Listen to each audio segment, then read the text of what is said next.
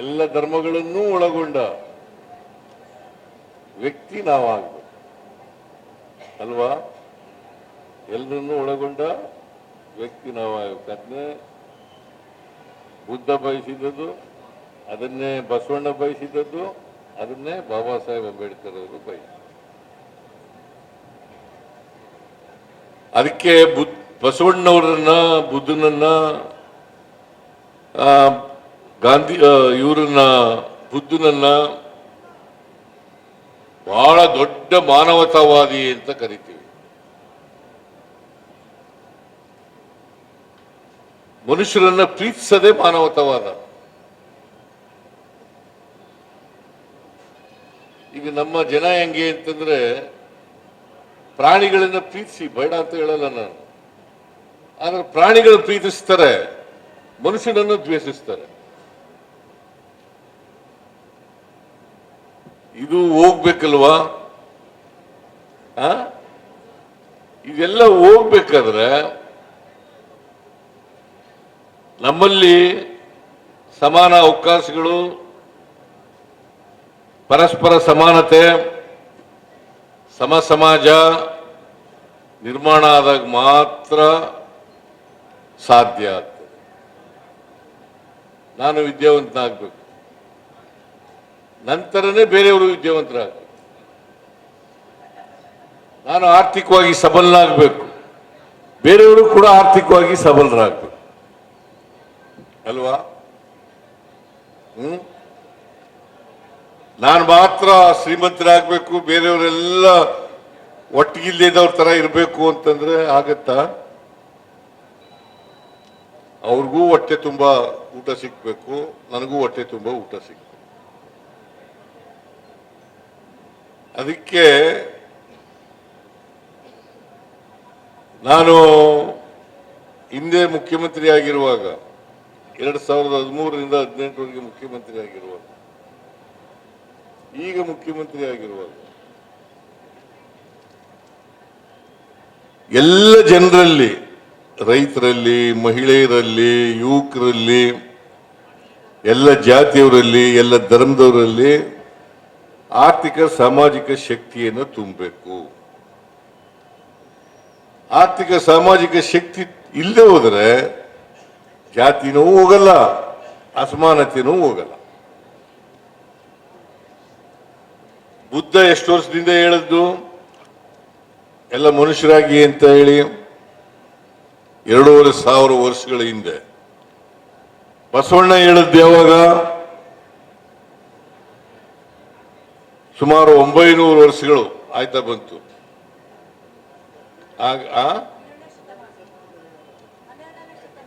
12ನೇ ಶತಮಾನ ಅಂದ್ರೆ 900 ವರ್ಷ ಆಯ್ತಲ್ಲಮ್ಮ.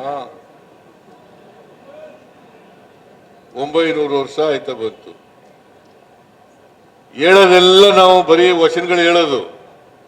ಇವನಾರವ, ಇವನಾರವ, ಇವನಾರವ ಎಂದು ಎನಿಸದಿರಯ್ಯ, ಇವ ನಮ್ಮವ, ಇವ ನಮ್ಮವ, ಇವ ನಮ್ಮವ ಎಂದೆನಿಸಯ್ಯ, ನಿನ್ನ ಮನೆಯ ಮಗನೆಂದೆನಿಸಯ್ಯ, ಕೂಡಲ ಸಂಗಮ ದೇವ.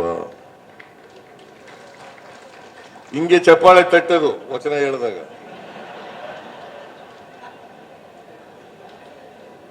ಆದ್ರೆ ಅದರ ಅರ್ಥ ಗೊತ್ತಾಗಿದೆಯೇನೋ ಗೊತ್ತಿಲ್ಲ ನನಗೆ. ಇವನ್ ಯಾರು ಅಂತ ಕೇಳಕ್ ಹೋಗ್ಬೇಡಿ, ಇವನ್ ನಮ್ಮವ ಅಂತ ಹೇಳಿ ಅಷ್ಟೇ. ಇವನ್ ಯಾರು ಅಂತ ಕೇಳಕ್ ಹೋಗ್ಬಿಡಿ, ಇವ ನಮ್ಮವ ಅಂತ ಹೇಳ್ತಕ್ಕಂಥ ಪ್ರವೃತ್ತಿಯನ್ನ ಬೆಳೆಸ್ಕೊಂಡ್ರೆ ಜಾತಿ ಅದಾಗಿದ್ದ ಹೋಗ್ಲಿಕ್ಕೆ ಸಾಧ್ಯ ಆಯ್ತು. ಬಸವಣ್ಣ 850 ವರ್ಷಗಳ ಹಿಂದೆ, 900 ವರ್ಷಗಳ ಹಿಂದೆ ವರ್ಗರಹಿತವಾದಂಥ, ಜಾತಿ ರಹಿತವಾದಂಥ, ಅಸಮಾನತೆ ಇಲ್ಲದೆ ಇರ್ತಕ್ಕಂಥ ಸಮಾಜ ನಿರ್ಮಾಣ ಆಗಲಿ ಅಂತ ಹೇಳೋದು. ಆಗಿದ್ಯಾ? ಈ ಬಸವಣ್ಣ ಹೇಳಿದ್ದೆ ವಚನ ಇದು. ಇವನಾರವ, ಇವನಾರವ ಅಂತ ಹೇಳಿತಾರಲ್ಲ, ಇವ ನಮ್ಮವ, ಇವ ನಮ್ಮವ ಅಂತ ಹೇಳಿ ಅಂತ ಹೇಳಿದ್ರಲ್ಲ, ಇದು ಬಸವಣ್ಣ ಹೇಳಿದ್ದು. ಬಸವಣ್ಣ ವಚನ ಇದು. ಆದ್ರೆ ಬಸವಣ್ಣನ ಜಯಂತಿ ಮಾಡ್ತೀವಿ, ಬಸವಣ್ಣನವ್ರನ್ನ ಪೂಜಿಸ್ತೀವಿ, ಎಲ್ಲ ಮಾಡ್ತೀವಿ, ಆದ್ರೆ ಜಾತಿ ಮಾತ್ರ ಬಿಡಲ್ಲ.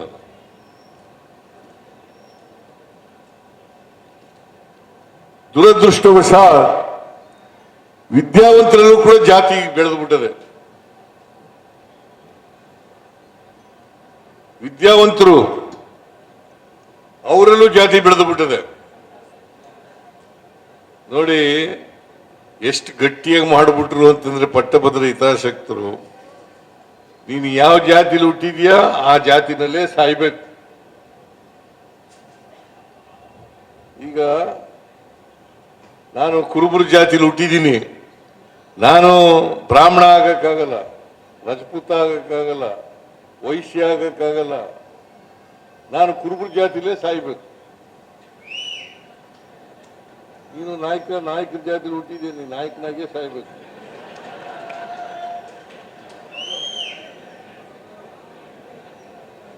ಅದಕ್ಕೆ ಲೋಹಿ ಅವರು ಹೇಳ್ತಾ ಇದ್ದದ್ದು, ವರ್ಗಕ್ಕೆ ಚಲನೆ ಇದೆ. ಬಡವ ಶ್ರೀಮಂತ ಆಗ್ಬೋದು ಅಲ್ವಾ, ಶ್ರೀಮಂತ ಬಡವನು ಆಗ್ಬೋದು, ವರ್ಗಕ್ಕೆ ಚಲನೆ ಇದೆ, ಆದರೆ ಜಾತಿಗೆ ಚಲನೆ ಇಲ್ಲ. ನಾವು ಯಾವ ಜಾತಿಲಿ ಹುಟ್ಟಿದ್ದೀವಿ ಆ ಜಾತಿನಲ್ಲೇ ನೇಣಾಕಬೇಕಾಗ್ತದೆ. ಜಾತಿಗೆ ಚಲನೆ ಇಲ್ಲ. ಚಲನೆ ರಹಿತವಾದಂತ ಸಮಾಜ ಇರೋದ್ರಿಂದ ನಮ್ಮಲ್ಲಿ ಜಾತೀಯತೆ ಅಷ್ಟು ಸುಲಭವಾಗಿ ಹೋಗಲ್ಲ. ಚಲನೆ ಸಿಕ್ಕಿದಾಗ ಮಾತ್ರ, ಯಾವಾಗ ಚಲನೆ ಸಿಗುತ್ತೆ, ಎಲ್ಲರಿಗೂ ಆರ್ಥಿಕವಾಗಿ ಸಾಮಾಜಿಕವಾಗಿ ಶಕ್ತಿ ಬಂದಾಗ ಮಾತ್ರ ಚಲನೆ ಸಿಗ್ಲಿಕ್ಕೆ ಸಾಧ್ಯ. ಎಲ್ಲರೂ ವಿದ್ಯಾವಂತರಾಗಬೇಕು, ಎಲ್ಲರೂ ಸ್ವಾಭಿಮಾನ ಬರ್ತಕ್ಕಂಥ ರೀತಿಯಲ್ಲಾಗಬೇಕು, ಎಲ್ಲರೂ ಆರ್ಥಿಕವಾಗಿ ಸಬಲರಾಗಬೇಕು, ಶೈಕ್ಷಣಿಕವಾಗಿ ಸಬಲರಾಗಬೇಕು, ರಾಜಕೀಯವಾಗಿ ಸಬಲರಾಗಬೇಕು. ಇದಾದಾಗ ಮಾತ್ರ ಜಾತಿ ಹೋಗ್ಲಿಕ್ಕೆ ಸಾಧ್ಯ. ಇಲ್ಲೆಲ್ಲ ಹೋಗ್ತದ? ಈಗ ಪರಿಶಿಷ್ಟ ಜಾತಿನಲ್ಲೇ 101 ಜಾತಿಗಳಿದಾವೆ. ಎಷ್ಟು? ಪರಿಶಿಷ್ಟ ಜಾತಿನಲ್ಲೇ 101 ಜಾತಿ ಸಬ್ಸೆಟ್ಗಳಿದಾವೆ. ಅದಕ್ಕೆ ಬಾಬಾ ಸಾಹೇಬ್ ಅಂಬೇಡ್ಕರ್ ಅವರು, ನಾನು ಹಿಂದುವಾಗಿ ಹುಟ್ಟುಬಿಟ್ಟಿದ್ದೀನಪ್ಪ, ಅದು ನನ್ನ ಕೈಲಿರಲಿಲ್ಲ, ಆದರೆ ಸಾಯುವಾಗ ಹಿಂದುವಾಗಿ ಸಾಯಲಾರೆ, ಅದಕ್ಕೆ ಬೌದ್ಧ ಮತ ಸೇರ್ಕೊಂಡ್ಬಿಡ್ತೀನಿ ನಾನು ಅಂತೇಳಿ ಬೌದ್ಧ ಮತ ಸೇರ್ಕೊಂಡು. ಯಾಕೆ ಸೇರ್ಕೊಂಡ್ರು ಗೊತ್ತಾಯ್ತಾ? ಗೊತ್ತಾಯ್ತಾನೆ? ಆದಿ ಕರ್ನಾಟಕ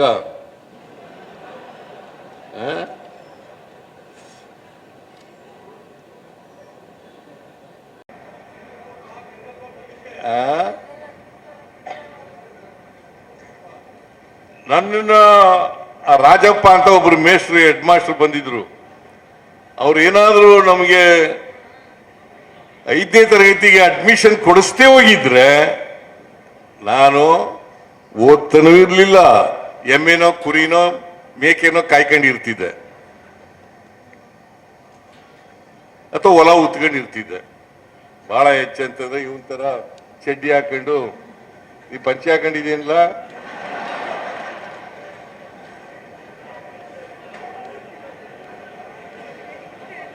ಚಡ್ಡಿ ಹಾಕೊಂಡಿರ್ತಿದ್ದೆ.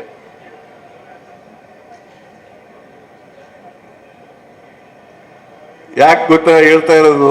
ಊರಿನಲ್ಲಿ ಪಂಚೆ ಉಟ್ಕೊಳ್ಳೋರು ಬಹಳ ಕಡಿಮೆ, ಎಲ್ಲ ಚಡ್ಡಿನೇ ಹಾಕೊಳ್ಳೋದು. ನಮ್ಮ ಅಪ್ಪ ಪಂಚೆ ಉಟ್ಕೊಂಡಿರೋದೇ ಗೊತ್ತಿಲ್ಲ ನನಗೆ, ಎಲ್ಲ ಚಡ್ಡಿನೇ ಹಾಕೊಂಡಿರ್ತಿದ್ದೆ ಯಾವಾಗಲೂ.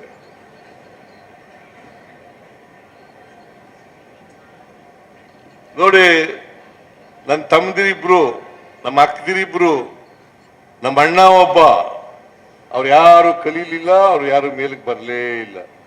ಅದಕ್ಕೆ ಈ ಈ ಹಣೆ ಬರ ಇದೆಯಲ್ಲ, ಹಣೆ ಬರ ನಂಬ್ಕೊಳಕ್ ಹೋಗ್ಬೇಡಿ. ಏನಪ್ಪ ನೀ ಯಾಕೆ ಹೊಟ್ಟೆಗಿಲ್ಲ, ನಿನ್ಗೆ ಯಾಕೆ ಬಟ್ಟೆಗಿಲ್ಲ, ನೀನ್ ಯಾಕೆ ಅನಕ್ಷರಸ್ಥನಾಗಿದ್ಯಾ, ನೀನ್ ಯಾಕೆ ಬಡವನಾಗಿದ್ಯಾ, ನಿನ್ಗೆ ಯಾಕೆ ಗುಡಿಸ್ಲಿ ಸೂರಿಲ್ಲ ನಿನಗೆ ಅಂತಂದ್ರೆ ನಾನು ಹಣೆ ಬರ ಸ್ವಾಮಿ, ನಾ ಏನ್ ಮಾಡ್ಲಿ? ಏನ್ ದೇವ್ರು ಹಣೆಲು ಬರೆದು ಬಿಟ್ಟನ? ಯಾರ ಹಣೆಲೂ ಬರೆಯಕ್ ಹೋಗಲ್ಲ ದೇವ್ರು, ಏನಂತಲೂ ಬರೆಯಲ್ಲ. ಯಾರ ಹಣೆಯಲ್ಲಿ ಏನಂತಲೂ ಬರೆಯಲ್ಲ. ಆಮೇಲೆ ಇನ್ನೊಂದು ಏನ್ ಹೇಳೋದು ಅಂತಂದ್ರೆ, ನಾನು ಪೂರ್ವ ಜನ್ಮದಲ್ಲಿ ಪಾಪದ ಕೆಲಸ ಮಾಡಿಬಿಟ್ಟಿದ್ದೆ, ಅದಕ್ಕೆ ಹಿಂಗೆ ಹುಟ್ಟು ಬಿಟ್ಟಿದ್ದೀನಿ ಈಗ ಅಂತ ಅನ್ನೋದು.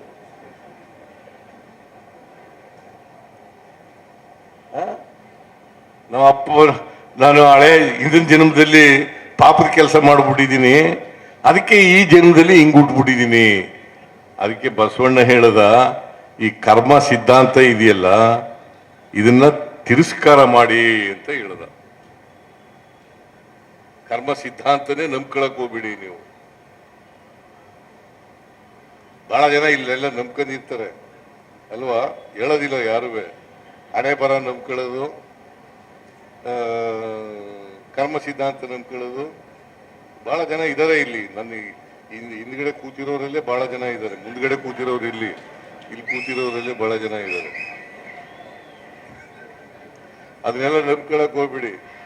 ನೀವೇನ್ ಮಾಡಬೇಕು ಅಂತಂದ್ರೆ, ಬಸವಣ್ಣ, ಬುದ್ಧ, ಅಂಬೇಡ್ಕರ್, ಗಾಂಧಿ ಅವ್ರಿಗೆ ಗೌರವಿಸ್ಬೇಕು ಅಂತಂದ್ರೆ ನಾವು ಮನುಷ್ಯರಾಗಿ ಬಾಳ್ತಕ್ಕಂಥ ಪ್ರಯತ್ನವನ್ನ ಮಾಡಬೇಕು.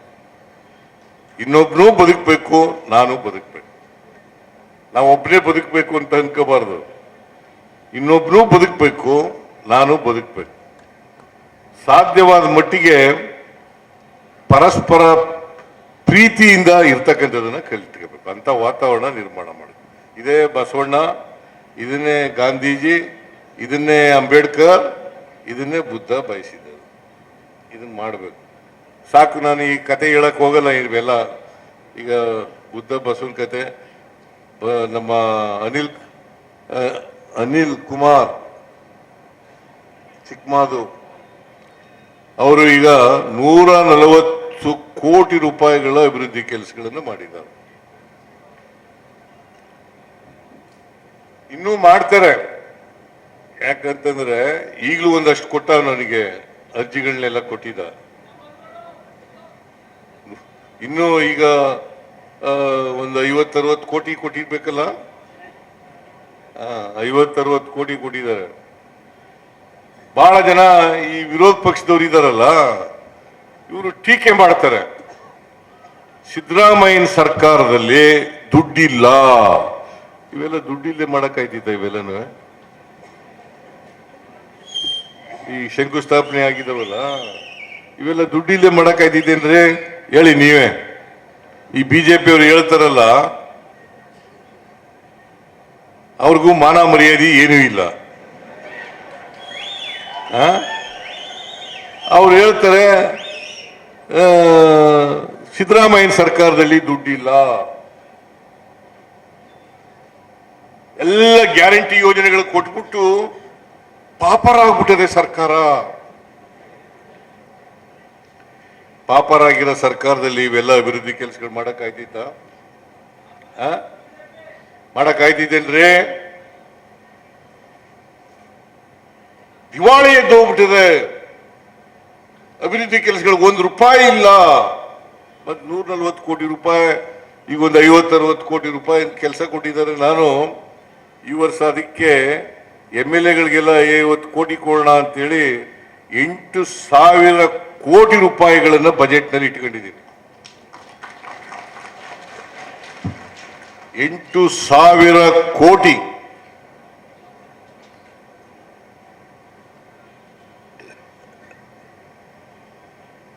ಆಮೇಲೆ ಗ್ಯಾರಂಟಿ ಯೋಜನೆಗಳಿಗೆ ಕಳೆದ ವರ್ಷ ಅಂದ್ರೆ 24-25ರಲ್ಲಿ 52,009 ಕೋಟಿ ರೂಪಾಯಿಗಳನ್ನ ಇಟ್ಟಿದ್ದೆ. ಅದಲ್ಲದೆ ಸುಮಾರು 52,000 ಕೋಟಿ ಕ್ಯಾಪಿಟಲ್ ಎಕ್ಸ್ಪೆಂಡಿಚರ್ಗೆ ಖರ್ಚು ಮಾಡೋದು ಎಲ್ಲಿಂದ ಬರ್ತದೆ ದುಡ್ಡು? ಕ್ಯಾಪಿಟಲ್ ಎಕ್ಸ್ಪೆಂಡಿಚರ್ಗೆ 52,000 ಕೋಟಿ ಅಲ್ಲ, 51,000 ಕೋಟಿ. ಆಮೇಲೆ ಗ್ಯಾರಂಟಿ ಯೋಜನೆಗಳಿಗೆ 52,000 ಕೋಟಿ. ಈ ವರ್ಷದ ಬಜೆಟ್ನಲ್ಲಿ 50,019 ಕೋಟಿ, 18 ಕೋಟಿ, 50,018 ಕೋಟಿ ಗ್ಯಾರಂಟಿ ಯೋಜನೆಗಳಿಗೆ, ಮತ್ತೆ ಕ್ಯಾಪಿಟಲ್ ಎಕ್ಸ್ಪೆಂಡಿಚರ್ಗೆ 83 ಕೋಟಿ, ಸುಮಾರು 1,34,000 ಕೋಟಿ ಕರ್ನಾಟಕದಲ್ಲಿ ಅಭಿವೃದ್ಧಿಗೆ ಖರ್ಚು ಮಾಡ್ತಾ ಇದೆ. 1,34,000 ಕೋಟಿ ಖರ್ಚು ಮಾಡ್ತಾ ಇದ್ದೀವಿ. ಇದು ಪಾಪರಾಗಿರೋ ಸರ್ಕಾರ ಮಾಡಕ್ ಸಾಧ್ಯನಾ? ಯಾರು ಕೊಟ್ಟಿದ್ರು ನಿಮಗೆ 5 kg ಅಕ್ಕಿಯನ್ನ ಫ್ರೀಯಾಗಿ? ಹಿಂದೆ ಯಾರು ಕೊಟ್ಟಿದ್ರ? ಯಡಿಯೂರಪ್ಪ ಕೊಟ್ಟಿದ್ರ? ಜಗದೀಶ್ ಶೆಟ್ಟರ್ ಕೊಟ್ಟಿದ್ರ? ಕೊಟ್ಟಿರ್ಲಿಲ್ಲ. ಅದು ಏನು 5 kg ಅಕ್ಕಿ ಕೊಡ್ಲಿಕ್ಕೆ ಸೋರ್ ಮಾಡದ್ದು ಕೊರೋನಾ ಬಂದಂತವಿಂದ. ಕೇಂದ್ರ ಸರ್ಕಾರ ಅಕ್ಕಿ ಕೊಡಕ್ ಶುರು ಮಾಡಿದ್ದು ಕೊರೋನಾ ಬಂತವಿಂದ. ಈಗ ನಾವು ಅದ್ರ ಜೊತೆಗೆ 5 kg ಹೆಚ್ಚಾಗಿ ಕೊಡ್ತಾ ಇದ್ದೀವಿ. ಯಾಕಂತಂದ್ರೆ ಯಾರು ಕೂಡ ಹಸುದು ಮಲಗಬಾರದು. 2 ಹೊತ್ತು ಹೊಟ್ಟೆ ತುಂಬ ಊಟ ಮಾಡಲೇಬೇಕು ಪ್ರತಿಯೊಬ್ಬರೂ. ಇದು ನಮ್ಮ ಬದ್ಧತೆ.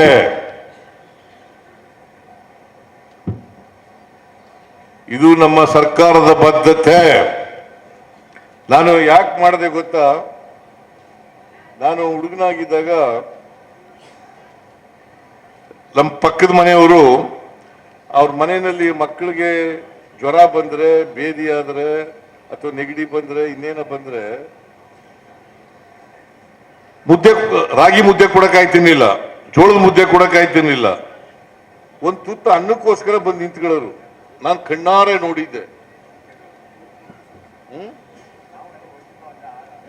ನಾವು ಅನ್ನ ಉಣ್ತಿದ್ದರೆ ಏನಪ್ಪಾ ಲೇ ತಮ್ಮ, ಏನೋ ಅನ್ನ ಉಣ್ತಿದ್ದದ ಹಬ್ಬಕ್ಕಲ್ವೇನೋ? ಹಬ್ಬಕ್ಕೆ ಅನ್ನ ಉಣ್ತಿದ್ದದು, ನೆಂಟರು ಬಂದ್ರೆ ಅನ್ನ ಉಣ್ತಿದ್ದರು. ನಾನು ಏನಪ್ಪ ಒಂದು ತುತ್ತು ಅನ್ನಕ್ಕೋಸ್ಕರ ಬಂದು ನಮ್ಮ ಮನೆ ಹತ್ರ ನಿಂತ್ಕೋಬೇಕಲ್ಲ. ನಮ್ಮ ಹತ್ರ ಸ್ವಲ್ಪ ಗದ್ದೆ ಇತ್ತು ನಮ್ಮ ಮನೆಯಲ್ಲಿ. ಆಗ ಅನ್ನ ಮಾಡೋರು ಸ್ವಲ್ಪ ಸ್ವಲ್ಪ. ನಮ್ಮಮ್ಮ ನಮ್ಮ ಅಜ್ಜಿ ಹೇಳ್ತಿದ್ಲು, ಹೊಟ್ಟೆ ತುಂಬಾ ಇಟ್ಟು ಬಾಯಿ ತುಂಬಾ ಅನ್ನ ಉಣ್ಣಬೇಕು ಅಂತ ಹೇಳ್ತೀರಿ. ಇಟ್ಟು ಹೊಟ್ಟೆ ತುಂಬಾ ಊಟ ಮಾಡ್ಬಿಟ್ಟು ಆಮೇಲೆ ಅನ್ನ ಉಣ್ಣೋದು, ಇದು ಮಾಡ್ತಿದ್ದದು. ನಾನು ಮುಖ್ಯಮಂತ್ರಿ ಆದ್ಮೇಲೆ ಯಾರು ಕೂಡ ಇನ್ನೊಬ್ಬರ ಮನೆ ಹತ್ರ ಹೋಗಿ ಕೈ ಒಡ್ಡಬಾರದು ಒಂದು ತುತ್ತು ಅನ್ನಕ್ಕೋಸ್ಕರ ಅಂತೇಳಿ ತೀರ್ಮಾನ ಮಾಡಿ 5 kg ಅಕ್ಕಿಯನ್ನ ಫ್ರೀಯಾಗಿ ಕೊಡಕ್ ಮಾಡಿದೆ. ಈಗ 10 kg ಕೊಡ್ತಾ ಇದ್ದೀವಿ. ಈಗ 10 kg ಮಾಡೋದು ಅದಕ್ಕೋಸ್ಕರ. ಈಗ ಎಲ್ರು ಅನ್ನ ಉಣ್ತಾರೆ. ಈಗ ಯಾರು ರಾಗಿ ಉಪಯೋಗಿಸೋದಕ್ಕೆ ಬಹಳ ಕಡಿಮೆ ಇರಬೇಕು ಅನ್ನೋಕೆ ಕಾಣಿಸುತ್ತೆ ಅಲ್ವಾ? ಹಾಗೇನೆ ನಿಮಗೆ ಉಪ್ಪು, ಮೆಣಸು, ಈರುಳ್ಳಿ, ಸೀಮೆ ಎಣ್ಣೆ ಇವೆಲ್ಲ ತಗೋಬೇಕಲ್ಲ, ದುಡ್ಡು ಎಲ್ಲಿಂದ ಬರ್ತದೆ? 2,000 ರೂಪಾಯಿ ಕೊಡಕ್ ಶುರು ಮಾಡಿದೆ. ಈ ವರ್ಷ 1,22,000 ಕುಟುಂಬಗಳಿಗೆ 2,000 ರೂಪಾಯಿ, ಮನೆ ಯಜಮಾನಿಗೆ 2,000 ರೂಪಾಯಿ ಕೊಡ್ತಕ್ಕಂಥ ಕೆಲಸ ಮಾಡಿದ್ದೀನಿ. ಅಷ್ಟೇ ಅಲ್ಲ, 200 ಯೂನಿಟ್ ವರೆಗೆ ಫ್ರೀ ಕರೆಂಟ್ ಫೀಸ್ ಯಾರು ಕಟ್ಟಾಗಿಲ್ಲ. ಈಗ ಯಾರು ಶ್ರೀಮಂತರು ಕಟ್ಟಬಹುದು ಅಷ್ಟೇ. ನೀ ಕಟ್ತಾ ಇದೀಯ ನಾಯ್ಕ? ಕಟ್ತಾ ಇದೀಯ ನೀನು? ಎಲ್ಲ ಫ್ರೀ. ನೀನ್ ಕಟ್ತಾ ಇದ್ದೀನೋ? ನೀನು ಕಟ್ತಾ ಇಲ್ಲ. ನೀನು ಕಟ್ತಾ ಇಲ್ಲ. ನಿಂಗೆ 2,000 ಬಂದದ?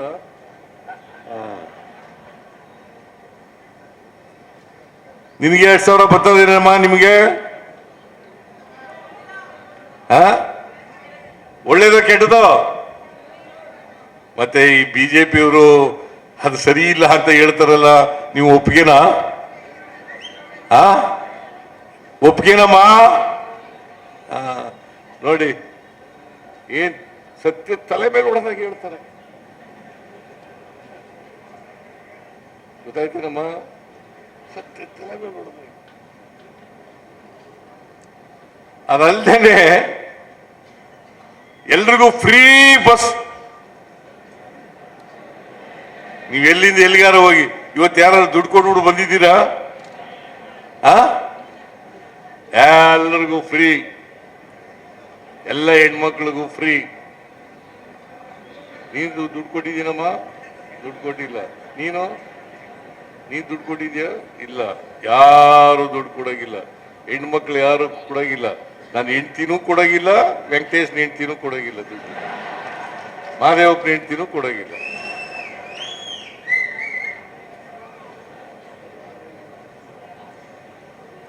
ಮಿನಿಸ್ಟ್ರಿಗಳ ಹೆಂಡ್ತಿನೂ ಕೊಡೋಗಿಲ್ಲ. ಫ್ರೀ ಹೋಗ್ಬೋದು. ಹಿಂದೆ ಯಾರು ಮಾಡಿದ್ರ? ಇವನ್ನೆಲ್ಲ ಮಾಡಬೇಡಿ ಅಂತ ಬಿಜೆಪಿ ಅವರು ಹೇಳ್ತಿದ್ದು. ಇವೆಲ್ಲ ಮಾಡ್ಬಿಟ್ರೆ ಭಾರಿ ಕಷ್ಟ ಆಗ್ಬಿಡ್ತದೆ ರಾಜ್ಯಕ್ಕೆ, ಮಾಡಬೇಡಿ ಅಂತ ಹೇಳ್ತಿದ್ರು. ನಾವು ಮಾಡಿದ್ದೀವಿ, ಅಭಿವೃದ್ಧಿ ಕೆಲಸಗಳನ್ನು ಕೂಡ ಮಾಡ್ತಾ ಇದ್ದೀವಿ, ಗ್ಯಾರಂಟಿ ಯೋಜನೆಗಳನ್ನು ಕೊಟ್ಟಿದ್ದೀವಿ, ಅಭಿವೃದ್ಧಿ ಕೆಲಸಗಳನ್ನು ಕೂಡ ಮಾಡ್ತಾ ಇದ್ದೀವಿ. ನಮ್ಮ ಸರ್ಕಾರ ಸರಿಯಾಗಿ ಮಾಡ್ತಾ ಇದೆಯಿಲ್ಲೋ? ಬಡವರ ಪರವಾಗಿ ಕೆಲಸ ಮಾಡ್ತಾ ಇದೆಯಿಲ್ಲ? ಏನ್ರಿ? ಯಾರೋ ಹೇಳ್ಬೇಕು, ಇದನ್ನ ನೇರವಾಗಿ ಹೇಳ್ಬೇಕು ಜನಗಳಿಗೆ.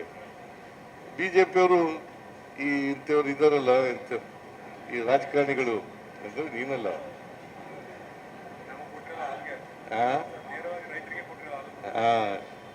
ಈಗ ನಿಮ್ಗೆ 4 ರೂಪಾಯಿ ಹೆಚ್ಚು ಮಾಡೋದು. ಈಗ ಬಿಜೆಪಿಯವರು ಜನ ಆಕ್ರೋಶ, ಬೆಲೆ ಏರಿಕೆ. ಈಗ ಚಿನ್ನ ಎಷ್ಟಮ್ಮ ತಾಯಿ? ಚಿನ್ನ ಕೊಂಡ್ಕೊಂಡಿದ್ದೀನಿ. ನರೇಂದ್ರ ಮೋದಿ ಬಂದಾಗ 10 ತೊಲ ಚಿನ್ನಕ್ಕೆ 28,000 ರೂಪಾಯಿ ಇತ್ತು. ಎಷ್ಟು? ಈಗ ಎಷ್ಟಿದೆ?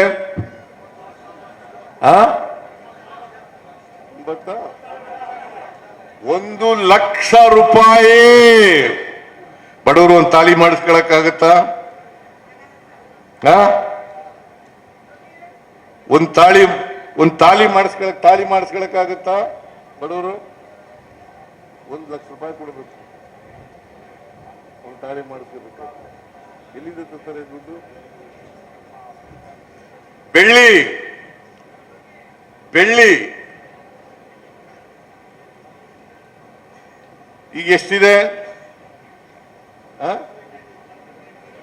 90 ಇದು 1 kg ಅಲ್ವೇನಮ್ಮ? ಯಾರ ಕಾಲದಲ್ಲಿ ಜಾಸ್ತಿ ಆದ್ದು? ಮತ್ತೆ ಜನ ಆಕ್ರೋಶವಂತೆ ನಮ್ಮ ಮೇಲೆ. ಆಕ್ರೋಶ ಇರೋದು ಅವ್ರ ಮೇಲೆ. ಅದಕ್ಕೆ ಜನಗಳನ್ನ ತಪ್ಪುದಾರಿಗಳಿಲಿಕ್ಕೆ ನಮ್ಮ ಮೇಲೆ ಆಕ್ರೋಶ.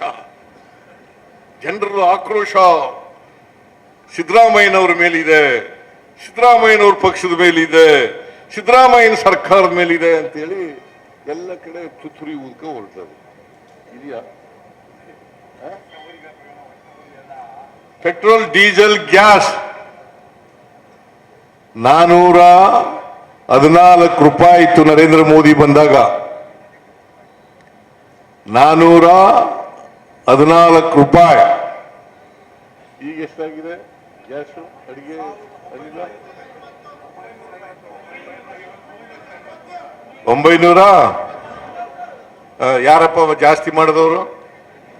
ಮನಮೋಹನ್ ಸಿಂಗ್ ಅವರು ಇರುವಾಗ 414 ರೂಪಾಯಿ. ಡೀಸೆಲ್ ಬೆಲೆ 46 ರೂಪಾಯಿ. ಪೆಟ್ರೋಲ್ ಬೆಲೆ 71 ರೂಪಾಯಿ. ಈಗ ಎಷ್ಟಿದೆ? ಮತ್ತೆ ಬೆಲೆ ಏರಿಕೆ ಆಗದೆ ಸುಮ್ಮನೆ ಇರ್ತದ? ನೋಡಿ ಬಿಜೆಪಿಯವರು ಹೆಂಗ್ ಸುಳ್ಳು ಹೇಳ್ತಾರೆ. ಆಮೇಲೆ ನಮ್ಮಲ್ಲಿ ನಮ್ಮ ಕಾರ್ಯಕರ್ತರಿಗೆಲ್ಲ ಇದೆಲ್ಲ ಗೊತ್ತಿರ್ಬೇಕು. ನಿಮಗೆ ಗೊತ್ತಿದ್ರೆ ಮಾತ್ರ ಜನರಿಗೆ ಹೇಳಕ್ ಅನುಕೂಲ ಆಗ್ತದೆ, ಇಲ್ಲದ್ರೆ ಕಷ್ಟ ಆಗ್ತದೆ. ಇವೆಲ್ಲ ಗೊತ್ತಿರ್ಬೇಕು ನಿಮ್ಗೆ. ಅಕ್ಕಿ ರೇಟ್ ಎಷ್ಟಿತ್ತು, ಗೋಧಿ ರೇಟ್ ಎಷ್ಟಿತ್ತು, ಬೇಳೆ ರೇಟ್ ಎಷ್ಟಿತ್ತು, ಸಕ್ಕರೆ ಎಷ್ಟಿತ್ತು, ಕಬ್ಬಿಣದ ಬೆಲೆ ಎಷ್ಟಿತ್ತು, ಗೊಬ್ಬರದ ಬೆಲೆ ಎಷ್ಟಿತ್ತು, ಎಲ್ಲ ಗೊತ್ತಿರ್ಬೇಕು. ಮನಮೋಹನ್ ಸಿಂಗ್ ಕಾಲದಲ್ಲಿ ಎಷ್ಟಿತ್ತು, ಈಗ ಎಷ್ಟಿದೆ, ಯಾಕೆ ಜಾಸ್ತಿ ಆಯ್ತು, ಇವೆಲ್ಲ ಗೊತ್ತಾಗಬೇಕಲ್ಲ. ಗ್ಯಾರಂಟಿ ಯೋಜನೆಗಳಿಂದ ಬೆಲೆ ಏರಿಕೆ ಆಗ್ಬಿಡ್ತು. ಗ್ಯಾರಂಟಿ ಯೋಜನೆಗಳಿಂದ ಅಭಿವೃದ್ಧಿ ಕೆಲಸಗಳೆಲ್ಲ ನಿಂತು ಹೋಯ್ತು. ಮತ್ತೆ 140 ಕೋಟಿ ರೂಪಾಯಿ ಇವತ್ತು ಅಡಿಗಲ್ಲಾಗ್ತವಲ್ಲ, ಎಲ್ಲಿಂದ ಬಂತು ದುಡ್ಡು?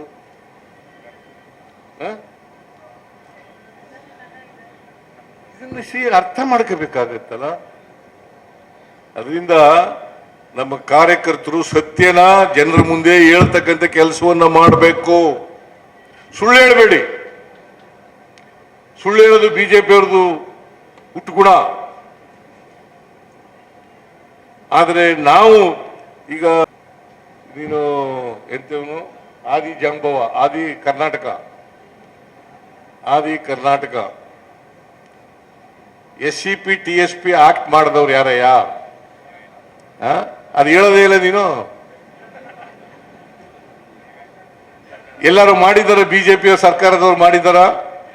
ಮತ್ತೆ ಬಿಜೆಪಿಗೂ ಜೈ ಅಂದ್ರೆ ಅದು ನೀನಲ್ಲ, ಜೈ ಅನ್ನೋರು. SCP TSP ಆಕ್ಟ್ ಮಾಡಿದವ್ರು ನಾವು.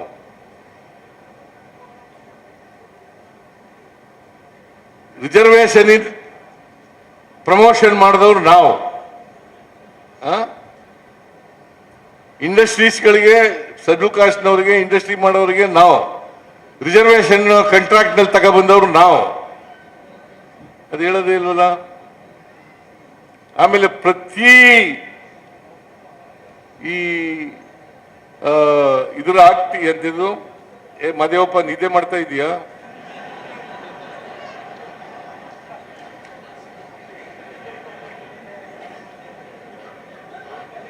ದಲಿತರ ಮೇಲೆ ದೌರ್ಜನ್ಯ ತಡೆಗಟ್ಟಲಿಕ್ಕೆ ಪ್ರತಿ ಜಿಲ್ಲೆನಲ್ಲಿ ಒಂದು ಕೋರ್ಟ್ಗಳನ್ನ ಮಾಡಿದವರು ನಾವು.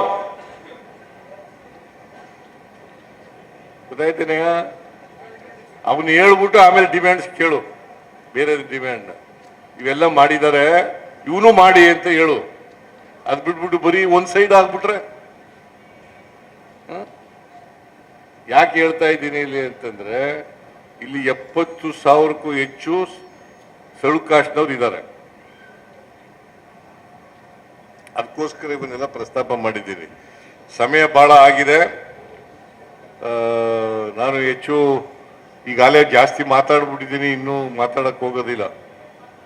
ನೀವೆಲ್ಲ ಪಾಪ ಊಟ ಮಾಡಿ ಬಹಳ ಖಾಲಿ ಆಗ್ಬಿಟ್ಟಿದ್ದಾವೆ ಎಲ್ಲ ಹಿಂದ್ಗಡೆ.